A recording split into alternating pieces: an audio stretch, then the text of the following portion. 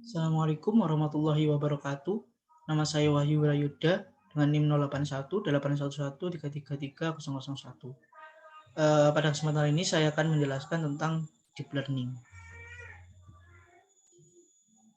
Deep learning itu make a big change dan juga is everywhere. Nah ini pada era ini deep learning itu mampu membuat sebuah perubahan yang sangat besar di berbagai aspek. Nah, contohnya ada di kedokteran, permainan, dan juga atau game, dan juga transportasi. Nah, ini contohnya itu autonomous vehicle yang juga merupakan berita penting akhir-akhir ini. Nah, kemudian apa itu deep learning?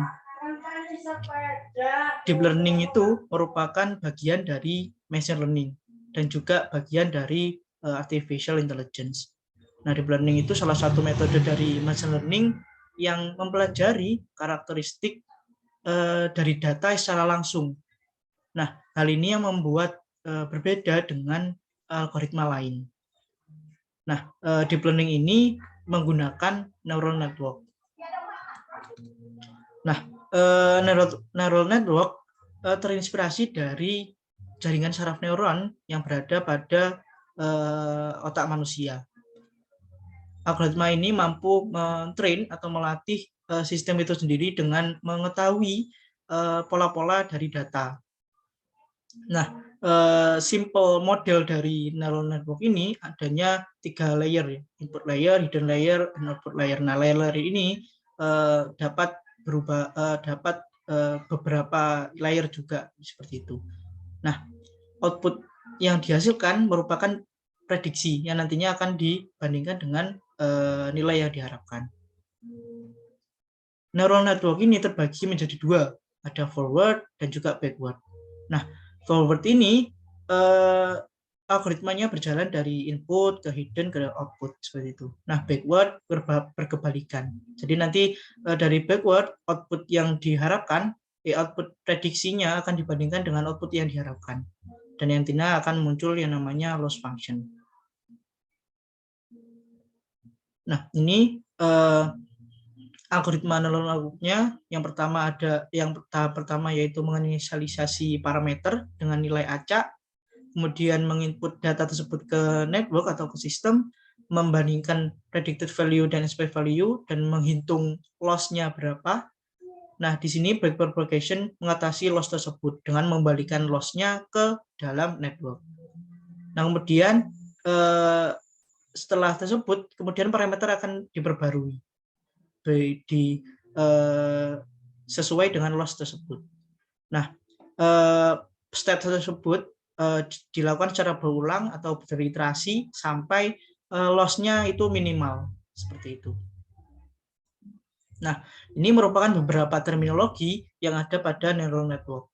Ada activation function, loss function, optimizers. Nah, loss function ini seperti yang tadi merupakan selisih atau perbandingan antara output prediction dan juga output expected-nya. Nah, optimizers ini berhubungan dengan hal tersebut di mana dengan optimizers ini akan dilakukan algoritma yang model yang optimal untuk mengurangi loss tersebut seperti itu. Nah, ini ada parameter, hyperparameter. Nah, kalau parameter ini variabel internal, kalau hyper ini variabel eksternal. Nah, untuk project yang data yang dengan besar akan ada muncul terminologi lain seperti epoch, batch size, dan iterasi. Nah, kemudian akan muncul pertanyaan, bagaimana atau berapa banyak hidden layers yang dibutuhkan karena nanti kan bisa ditambah, dan juga activation function-nya itu apa yang harus dipilih karena ini ada beberapa jenis gitu. Nah, solusinya yaitu dengan eksperimen, dengan cara mengkombinasi algoritma-algoritma yang ada sampai nanti menemukan model yang terbaik. Nah, hal ini bersesuaian dengan tipe-tipe dari learning yang digunakan untuk mengombinasi hal tersebut. Ada 3 tipe, yang pertama supervised, unsupervised, dan reinforcement. Supervised ini model yang di datanya berupa yang sudah di train atau sudah ini well labeled data atau sudah yang data yang sudah diketahui lah istilahnya.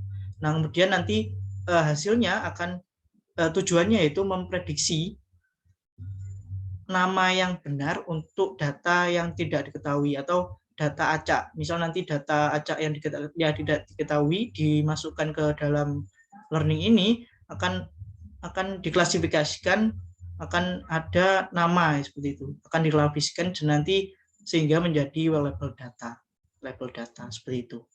Nah, ini ada dua bagian. Yang pertama classification dan juga regression. Classification itu mengklasifikasi unseen data, jadi nanti diklasifikasi sesuai kategori dan kelasnya. Regression ini memprediksi nilai lanjutan.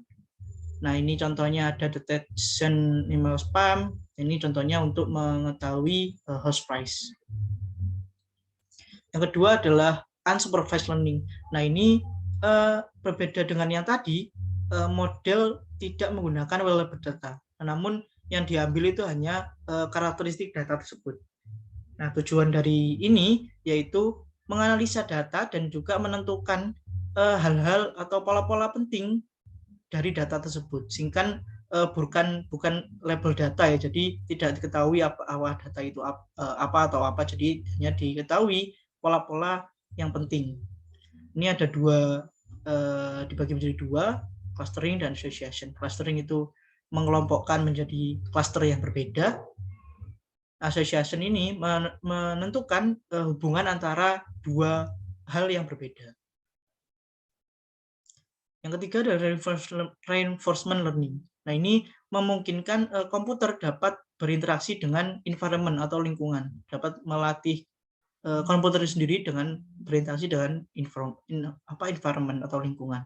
Nah, ini dengan cara trial dan error. Nah, ini based on feedback from its own action. Jadi komputer itu nanti akan action sendiri seperti itu, dan nanti akan terdapat feedback untuk trial error-nya. Nah, untuk itu digunakan rewards dan punishment sebagai signal for positive and negative behavior. Jadi nanti ketika positif akan ada reward, negatif akan ada punishment.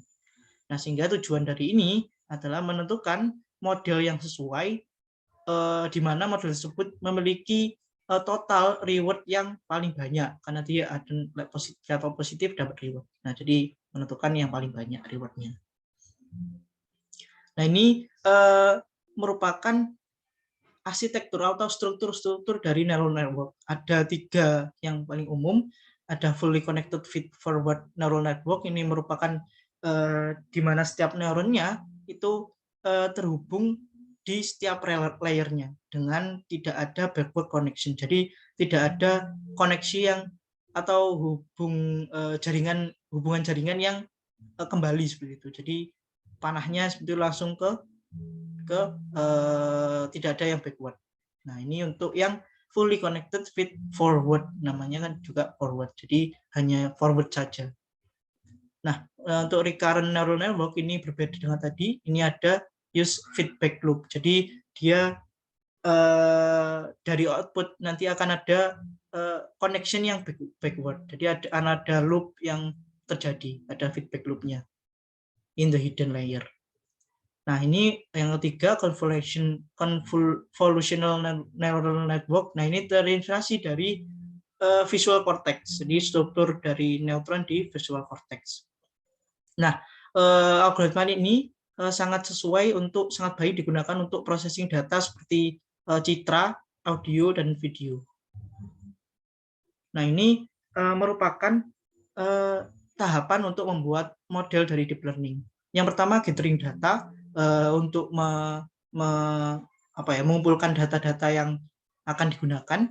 Nah, kemudian preprocessing data. Nah, preprocessing data ini dilakukan di beberapa tahap seperti itu. Jadi akan ada splitting atau nanti dipecah sesuai dengan pattern-nya masing-masing, dan nanti juga akan diformat ke umumnya itu di file CSV ya, yang nantinya dapat dari situ akan mudah untuk preprocessing-nya. Akan nanti dikenali atau diketahui missing datanya, dan juga nanti akan diambil sampel datanya dari preprocessing data ini.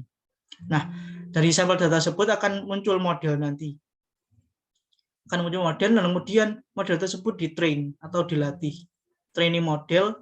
Nah, kemudian hasil dari training model itu dievaluasi, evaluating model. Nah, tahap evaluasi ini akan muncul nanti beberapa, atau kalau kayak neural net loss function ya. Kalau di sini akan ada hasil yang mungkin tidak sesuai, jadi akan ada errornya.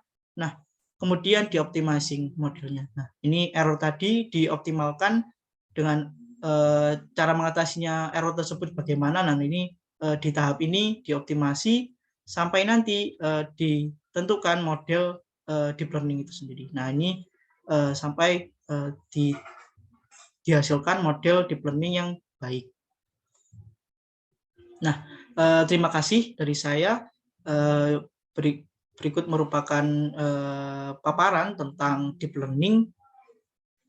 Terima kasih saya sampaikan. Apabila ada salah kata, saya mohon maaf. Wassalamualaikum warahmatullahi wabarakatuh.